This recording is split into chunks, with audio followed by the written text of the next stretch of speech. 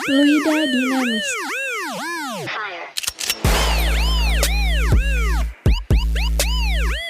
Mana keadaan H1 lubang terjadinya kebocoran. 1 ditambah gaya, berarti yang pertama adalah debit. Debit merupakan volume fluida yang mengalir melalui suatu penampang tiap detik, yaitu volume fluida yang melalui suatu penampang tiap detik. Sehingga debit memiliki rumus Q atau debit sama dengan volume atau pi besar per T sama dengan waktu. Debit memiliki rumus juga Q sama dengan luas penampang dikali pi kecil atau kecepatan, yang mana luas penampang memiliki keterkaitan dengan kecepatan. Bila mana luas penampang lebih besar, maka kecepatan aliran semakin kecil. Dan bila mana luas penampang kecil, maka sebaliknya, kecepatan aliran semakin besar.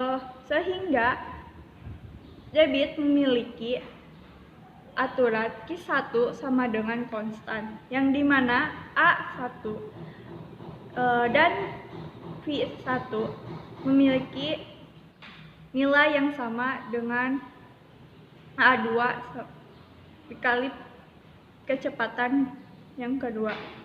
Sehingga bisa ditulis Q1 sama dengan konstan atau Q1 sama dengan Q2, dan atau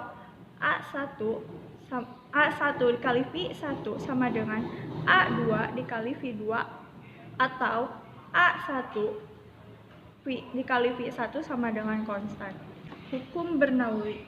Di sini hukum Bernoulli memiliki rumus P1 yaitu tekanan plus rho GH plus setengah rho kecepatan 1 akar 2 sama dengan konstan, yang dimana P2 plus rho G kali H2 plus setengah rho kecepatan 2 akar 2.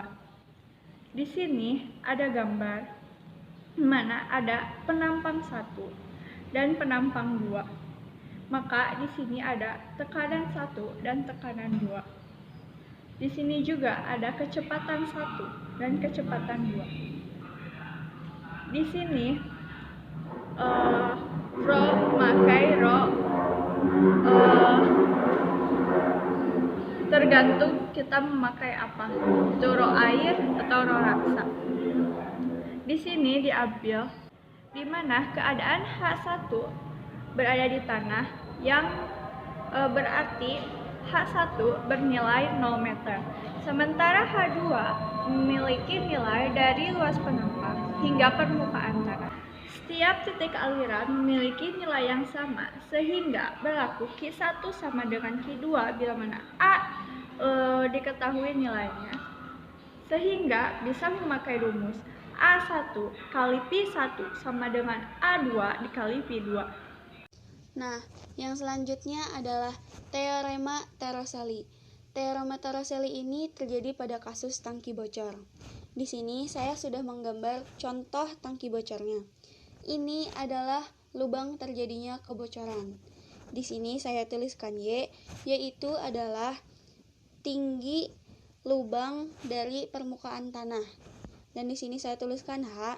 H adalah jarak dari permukaan air ke lubang. Dalam teorema Torricelli ini kita bisa menggunakan 3 rumus. Di antaranya adalah jika yang ditanyakannya kecepatan semburan, maka rumusnya adalah akar 2G dikali H. Mengapa dalam kecepatan semburan ini menggunakan H? Karena kesemburan itu terjadi dari atas, dari permukaan air. Nah, yang kedua, jika yang ditanyakannya adalah waktu semburan untuk sampai ke dasar tanah, maka rumusnya adalah akar 2Y per G. Dan jika yang ditanyakannya adalah jarak semburan, maka rumusnya adalah 2 akar Y dikali H. Itu saja dari teorema Torricelli. Nah, sekarang kita memasuki hukum Bernoulli pada venturimeter tanpa manometer. Nah, gambar venturimeter tanpa manometer ini kira-kira seperti ini.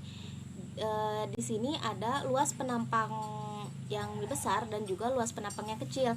Di sini juga ada tekanannya, tekanan pada luas penampang yang besar dan juga tekanan pada luas penampang yang kecil.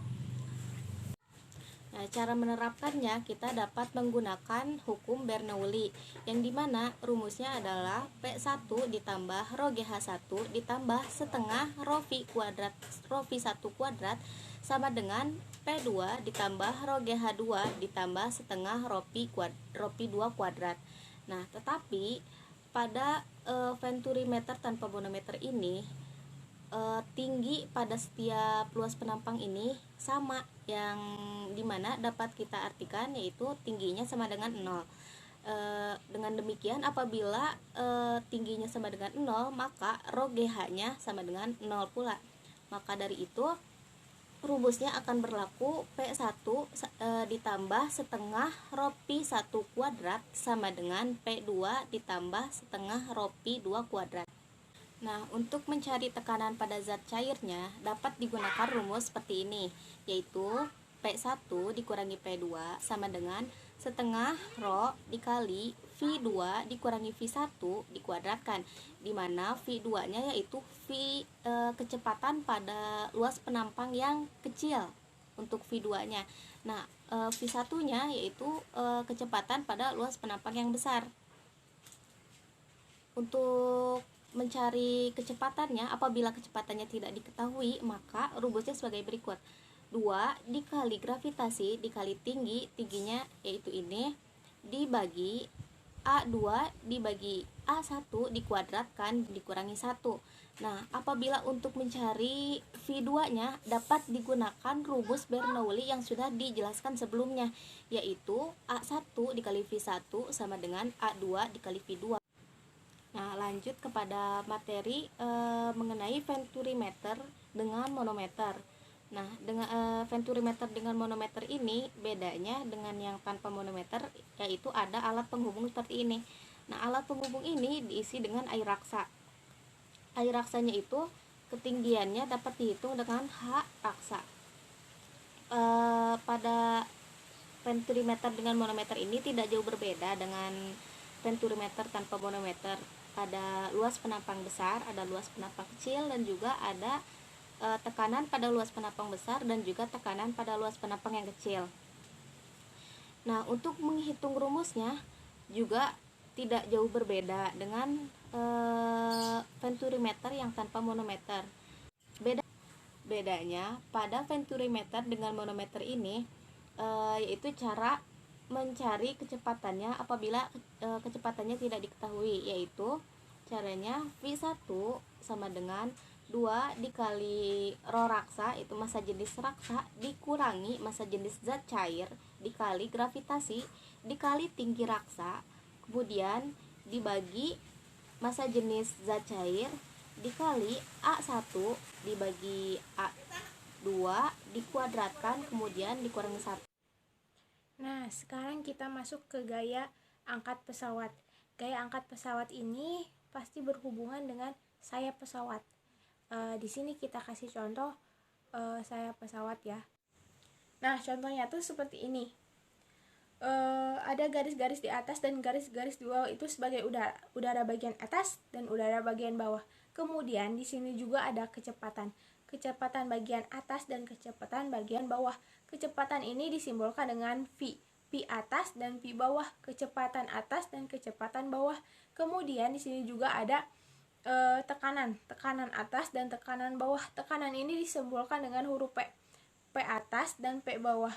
Tekanan atas dan tekanan bawah. Kemudian di sini juga ada gaya mendorong ke atas yaitu F1 dan gaya mendorong kedua yaitu F2. Syarat agar pesawat itu naik adalah yang pertama ada kecepatan. Kecepatan atas harus lebih besar dari kecepatan bawah. Berarti P atas harus lebih besar dari P bawah. Kemudian ada tekanan. Tekanan bawah harus lebih besar dari tekanan atas. Berarti P bawah harus lebih besar dari P atas. Kemudian ada gaya, berarti di sini gaya bawah harus lebih besar dari gaya atas. Gaya itu kan F, berarti F bawah harus lebih besar dari F atas. Di sini juga kan ada syarat untuk pesawat mendarat, berarti kebalikan dari syarat untuk pesawat itu naik. Bisa kalian lihat ini.